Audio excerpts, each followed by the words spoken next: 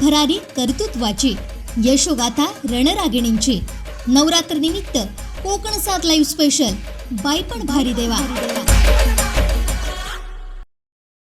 नमस्कार, कोकणचा नंबर 1 महा चॅनल कोकण सात लाईव्हच्या बाई पण भारी देवा या नवरात्री विशेष खास कार्यक्रमात आपल्या सगळ्यांचं स्वागत। आणि आज आपल्या सोबत आहेत कणकवलीतल्या नाटळ गावातल्या ज्यांनी महिला सक्षमीकरणासाठी महत्त्वाचं पाऊल उचललं अशा महिला कविता सावंत मॅडम। त्यांच्या या एकूणच प्रवासाविषयी आपण जाणून घेणार आहोत आणि महत्त्वाचं म्हणजे नुकताच त्यांना महाराष्ट्र शासनाचा पुण्यश्लोक अहिल्यादेवी होळकर पुरस्कारानं त्यांचा सन्मान करण्यात आला आहे। या सगळ्या प्रवासाविषयी त्यांच्याचकडून माहिती जाणून घेऊया।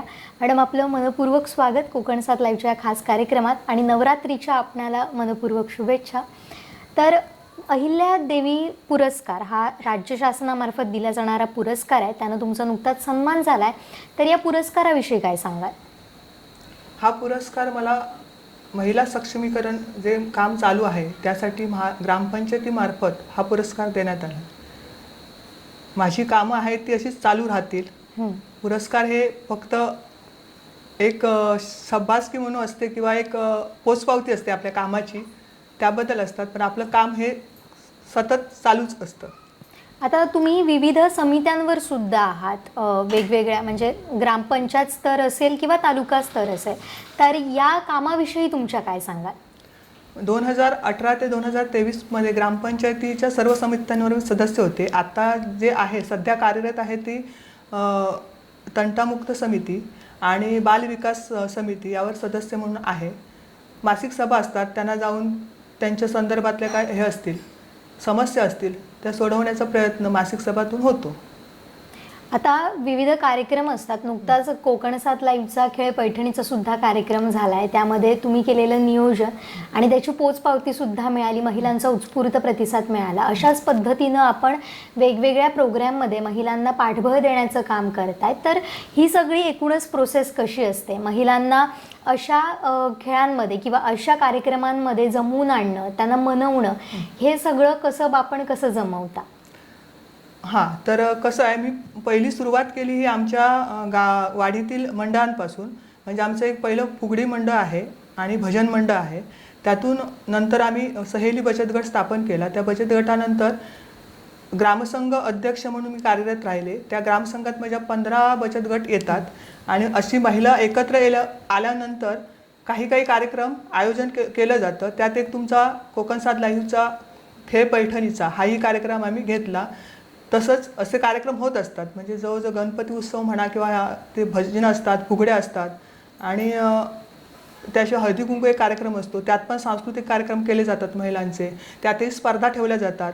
म्हणजे कोरोनाच्या आधी 2 वर्षापूर्वी आम्ही एक बचत गटांसाठी समूह नृत्य स्पर्धा ठेवली होती। त्यात पहिलं बक्षीस होतं 5,001चं, दुसरं होतं 3,000चं, तिसरं होतं 2,000चं असे होती। आणि त्यात एक थीम दिलेली होती की शेतकऱ्यांसाठी म्हणजे शेतकऱ्यांच्या व्यथा मांडणारं कथानक तिथे सादर करायचं होतं।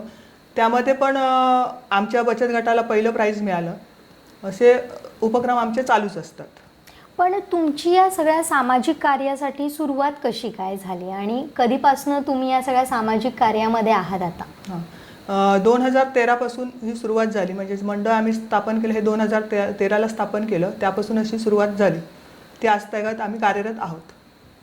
आता अनेक अशी सामाजिक कार्य करत असताना काही अडचणी सुद्धा येतात, तर आपल्या समोर असलेल्या अडचणी कोणत्या होत्या? सध्या महिलांसाठी एक असा प्रश्न आहे की महिला काम करू शकतात, ग्रामीण भागातील व्यवसाय करू शकतात, पण त्यांना मार्केटिंगचं स्किल नाही। मार्केटिंग स्किल असणं गरजेचं आहे। ते काय म्हणतात की आम्ही भरपूर काम करू शकतो, तुम्ही सांगाल ते काम आम्ही करू, पण जी काही आम्ही प्रोडक्ट करतो किंवा आम्ही जे काही निर्माण करतो ते मार्केटमध्ये ती करू शकत नाही। मग ह्या महिलांसाठी मार्केटिंग हे निर्माण करण्यासाठी स्टेज डेअरिंग पाहिजे, ते या छोट्या छोट्या कार्यक्रमातून निर्माण करण्याचा प्रयत्न करतोय। आता तुमचे सुद्धा अनेक गृह उद्योग आहेत किंवा तुमचं स्वतःचं पार्लर देखील आहे आणि ही सगळी तुम्ही कामं करत असतात।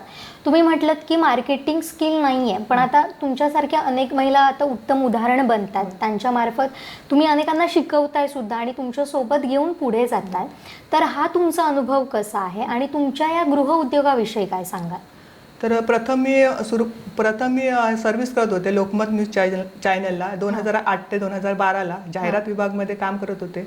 त्यानंतर 2013पासून थोडंसं मुलांचा प्रॉब्लेम म्हणजे वेळ ॲडजस्ट होत नव्हती म्हणून मग व्यवसायात उतरले. तनुजा पार्लर्स नावाने पहिलं पार्लर काढलं. त्याच्यानंतर माऊली एंटरप्राइजेस म्हणजे आयुर्वेदिक एजन्सी सुरू केली आणि त्याच्यानंतर माऊली महिला गृहोद्योग सुरू केला. यात भाजका मालवणी मसाला, घरगुती हळद, वडेपीठ असं बरेचसे प्रोडक्ट आहेत. ते प्रोडक्ट तयार करून विकतो आणि ते मुंबईत त्याला मागणी भरपूर आहे आणि ते टोटली घरगुती आहेत, ऑर्गॅनिक आहेत. आणि यातून महिलांसाठी म्हणजे जर मिरची हे करायची असेल, नीट करायची असेल तर असे जे सिजनेबल हे बिझनेस आहेत ते महिलांना देऊन त्यातून त्यांना इन्कम प्रोसेस करण्याचा प्रयत्न करतो. आता तुम्ही मार्केटिंग म्हटलात, मग आता अशा महिलांना ज्यांच्याकडे स्किल आहे पण त्यांना योग्य मार्गदर्शन नाही मिळत आहे किंवा प्लॅटफॉर्म मिळत नाही आहे, मग अशासाठी काय करावं? म्हणजे गावातल्या गावातच त्यांना हे सगळ्या गोष्टी उपलब्ध होऊन जातील आणि त्या आर्थिक सक्षम सुद्धा होतील. काय वाटतं, काय करणं गरजेचं आहे? गरजेचं एवढं आहे की ज्या लेडीज आहेत, ज्या महिला आहेत, ह्यांना जर आपण बोलण्याचं कौशल्य वगैरे काय असं शिकवलं किंवा आपलं प्रोडक्ट कसं आहे हे सांगण्याची जर त्यांच्याकडे कॅपॅसिटी आपण निर्माण करू शकलो तर त्यांना मार्केटिंगची भीती वाटणार नाही. ते काय म्हणतात की आम्ही प्रोडक्ट तुम्हाला पाहिजे तसं पाहिजेची क्वालिटी आम्ही देऊ शकतो पण आम्हाला मार्केटिंग जमणार नाही, म्हणजे विकणं आम्हाला जमणार नाही आणि त्यामुळे त्या मागे पडत आहेत. आता असे वेगवेगळे उद्योग आपल्या समोर आलेले आहेत. तुम्ही आता स्वतः म्हटले की आपल्या इथेच जे उत्पादन होतं त्याची फक्त विक्री करणं गरजेचं आहे, त्यांना बाजारपेठ मिळणं गरजेचं आहे. मग असे कोणते उद्योग आपण समोर आणू शकतो जे लोकलच आहेत पण त्यांना आपण एक ब्रँड त्याचा निर्माण करू शकतो असं आपल्याला वाटतं आणि त्यावर काम करणं गरजेचं आहे आणि त्यासाठी काही प्रमाणात शासनाचं सुद्धा पाठबळ यासाठी गरजेचं आहे. काय वाटतं? उदाहरणार्थ आपल्या कोकण पट्ट्यात फणस जास्त पिकतो आणि इतका पिकतो की अक्षरशः नंतर ते कुसून पडून जातात. पण जर त्याचं बाय प्रोडक्ट आपण केलं वेपर्स, आज वेपर्सची मार्केटला किंमत 800 रुपये किलो आहे. 800 रुपये किलो म्हणजे 100 ग्रॅमचं पॅकेट 80 रुपयाला मिळतं आहे. हे जे प्रोडक्ट बाय प्रोडक्ट जर महिलांना शिकवले गेलेत म्हणजे वेपर्स म्हणा किंवा फणसापासून बनवलेली चॉकलेट्स म्हणा किंवा रायवळ आंबे ते पण कुसून जातात पण त्यापासून निर्माण झालेली वडी, आंबावडी यालाही मार्केट भरपूर आहे. मग अशा धर्तीवर आधारित म्हणजे बाय प्रोडक्ट आपल्याला करता आले पाहिजे. नाशिवंत पदार्थ हे आहेत, फळ आहेत आणि ते आपल्याकडे विपुल प्रमाणात आहेत. मग त्याला बाय प्रोडक्ट करता आलं पाहिजे आपल्याला आणि त्यासाठी आपल्याला शासनाकडून किंवा आपण इतर संस्था असतील तर त्यामार्फत आम्हाला काही हे मिळालं तर उत्तम होईल. मग त्याप्रमाणे ते करता येईल.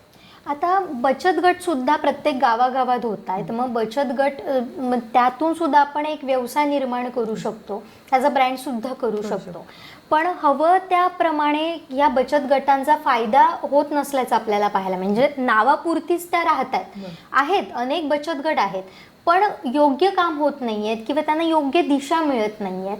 तर या कामाविषयी किंवा बचत गटांच्या या सगळ्या गोष्टींविषयी तुम्हाला काय वाटतं? तुम्ही या सगळ्याकडे कसं बघतात आणि जर बदल हवे असतील तर ते कोणते बदल केले तर आपण योग्य प्रकारे महिलांना आर्थिक सक्षम करू शकतो असं आपल्याला वाटतं? मुळात शासनाने जे बचत गट निर्माण केलेत हे महिलांच्या सक्षमीकरणासाठीच केलेले आहेत. याचा जर पूर्ण अभ्यास महिलांनी केला तर खरोखरच महिला या पुढे जातील. कारण जो काय निधी येतो, आता मी ग्रामसंघ अध्यक्ष असल्यामुळे मला निधी समजतात. प्रभाग संघातून निधी येतो ग्रामसंघाला आणि नंतर तो बचत गटांना जातो आणि तिथे जो व्याजदर आहे तो 1% आहे.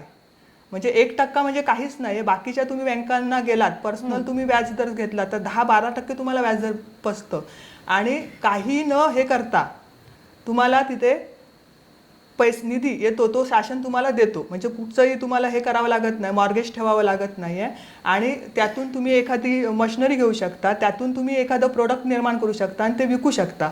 एवढ्या फॅसिलिटी गव्हर्नमेंटने महिलांसाठी निर्माण केलेल्या आहेत. पण महिला म्हणजे जर माझ्यासारखी असेल ती मी सांगू शकेन तुम्ही असं करा किंवा हे करा. असं जर प्रत्येक ग्रामसंघात किंवा प्रत्येक बचत गटात एखादी शिक्षित महिला असेल, तिने जर अभ्यास केला तर ती आपला बचत गट निश्चितच पुढे नेऊ शकते आणि प्रत्येक महिला त्या बचत गटातील आर्थिकदृष्ट्या सक्षम होऊ शकते. फक्त अभ्यास करणं गरजेचं आहे. त्या निधीचा वापर आपण कसा करायचा आणि त्यातून आपली आर्थिक उन्नती कशी करायची हे त्या प्रत्येक महिलेवर डिपेंड असेल. आणि जर समजत नसेल तर तिने ते विचारलं पाहिजे हे कसं केलं पाहिजे. बरोबर. आता तुम्ही त्या बचत गटांच्या अध्यक्षा सुद्धा आहात, तर तुमचं काम कसं असतं आणि तुमच्यासमोर या महिलांना एकत्र घेऊन काम करणं म्हणजे तुमच्यासमोर काय अडचणी असतात? प्रथम कसं असतं, ग्रामसंघाची एक महिन्यातून मिटिंग लागते. त्यावेळी प्रत्येक बचत गटाचा अध्यक्ष सचिव हा हजर असतो. मग ग्रामसंघाचा जो कामकाज असतं ते प्रभाग संघातून आलेला निधी कोणत्या बचत गटाला दिला जातो किंवा त्याचं काय असतं, त्याची परतफेड घ्यावी लागते, हे सगळं असतात. आणि वरून येणारे सगळ्या शासनाच्या हे स्कीम ह्या तिथे आम्ही सांगतो. म्हणजे आम्हाला त्या CRP सांगतात, त्यामार्फत आम्ही प्रत्येक बचत गटापर्यंत पोहोचण्याचा प्रयत्न करतो. आणि त्यातून तुम्ही जास्तीत जास्त फायदा, शासनाकडून येणारा फायदा हा घेतला पाहिजे, यासाठी आम्ही वारंवार त्यांना सांगत असतो. तुमचे काय असे अनुभव होते, म्हणजे त्या महिलांना हे सांगणं कठीण गेलंय किंवा कधी कधी त्यांच्यापर्यंत या गोष्टी पोहोचल्याच नाहीत आणि काही वाद झालेत, अशा काही तुमच्या समोरच्या अडचणी आहेत का, काही अनुभव आहेत का? नाही, वाद असा झाला नाही. मुळातच व्यवहार जर क्लिअर असतील तर वादाचा प्रश्न येत नाही. त्यामुळे आम्ही जो व्यवहार करतो, ग्रामसंघाचा कोषाध्यक्ष असेल, अध्यक्ष असेल किंवा सचिव असेल, हे आम्ही जे हिशोब किंवा काय असेल हा संपूर्णपणे आम्ही आमच्या ग्रामसंघात मांडतो. त्यामुळे तसा वादाचा विषय येतच नाही. म्हणजे आणि अदरवाईज नियमाच्या बाहेर जाऊन कुठचंही काम आम्ही करत नाही. हे फार महत्त्वाचं ठरतं, कारण अनेकदा आपण पाहतो की अशा छोट्या मोठ्या कुरबुरी सुरू असतात त्या ठिकाणी. त्यामुळे पारदर्शकता असणं महत्त्वाचं आहे. म्हणून मी तुम्हाला हा प्रश्न विचारलेला आहे या ठिकाणी. आता तुमच्या कामाविषयी आम्ही जाणलं, थोडंसं तुमच्या स्वतःविषयी जाणून घेऊया. म्हणजे तुमचं शिक्षण कसं झालं, माहेर कुठलं? पूर्वाश्रमीचं नाव माझं कविता मोहन राणे. माझं माहेर मिडबाव देवगड. माझं शिक्षण आहे MA मराठी, पत्रकारितेचा कोर्स केला आहे, प्लस कॉम्प्युटर वगैरे सगळं झालेलं आहे. असं आहे. थोडंसं बॅकग्राऊंड हे माहेरून आलेलं आहे. आई वडील पण जरा थोडेसे सोशल ह्याच्यात असल्यामुळे तिकडूनच थोडंसं घेऊन इकडे आलो आणि इथून 2008ला लग्न झालं. त्यानंतर मुलं झाल्यानंतर 2013 पासूनचा इकडचा सामाजिक कार्यातला कामकाजाला सुरुवात केली. मग त्यामध्ये पहिलं केलं भजन मंडळ, फुगडी मंडळ आणि त्यानंतर बचत गट आणि नंतर आता ग्रामसंघ अध्यक्ष हे सगळं. त्यानंतर 2018ला सरपंच पदासाठी मी उभे होते किंवा 50 मतासाठी मी पडले. आणि त्यानंतर असा प्रवास आहे आतापर्यंत. थोडक्यात राजकारणाची सुद्धा सुरुवात झालेली आहे समाजकार्य करता करता. पण आता लग्न झाल्यानंतर अनेक गोष्टी बदलतात, जबाबदाऱ्या येतात. म्हणजे तुम्ही स्वतः जॉब करत होतात आणि आता तुम्ही पूर्णपणे सामाजिक कार्याकडे बदललात, म्हणजे पूर्ण कलाटणी मिळते आयुष्याला. मग हे सगळं कसं जमवलं? तर म्हणजे आता सुद्धा तुम्ही समाजकार्यही करतायत आणि घरची सुद्धा जबाबदारी सांभाळताय, तर ह्या कसरती कशा काय सांभाळताय? ह्याला एकच उत्तर, टाईम मॅनेजमेंट झालं जमलं तर तो सगळं करू शकतो. कारण आत्ता जर एखाद्या महिलेला विचारलं तर हे माझी खूप कामं असतात, मला काय वेळच नाही. पण जर थोडासा आपण टायमिंगचा व्यवस्थित हे केलं, प्लॅन केलं, तर तुम्ही भरपूर काहीतरी करू शकता. म्हणजे तुम्ही आर्थिक सक्षमता पण करू शकता, सामाजिक पण करू शकता आणि तुम्ही घरगुतीही म्हणजे घरी चांगल्या प्रकारे सांभाळू शकता. फक्त टाईम मॅनेजमेंट तुम्हाला करता आलं पाहिजे. आणि सगळ्यात महत्त्वाची गोष्ट म्हणजे तुम्हाला घरातून सपोर्ट पाहिजे हे करायला. आणि तुमच्यात स्वतःसाठी जिद्द पाहिजे. बरोबर. तर मग माझे सासू सासरे म्हणा किंवा माझे मिस्टर म्हणा हे याला संपूर्णपणे सपोर्ट करतात. आणि माझी मुलंही दोन्ही आहेत ती पण मला सपोर्ट करतात. त्यामुळे हे सगळं चाललंय. आता तुमच्या बोलण्यातनं जाणवलंय की तुम्ही सरपंच पदासाठी सुद्धा उभ्या होत्या, म्हणजे राजकारणाची तर सुरुवात झालेली आहे.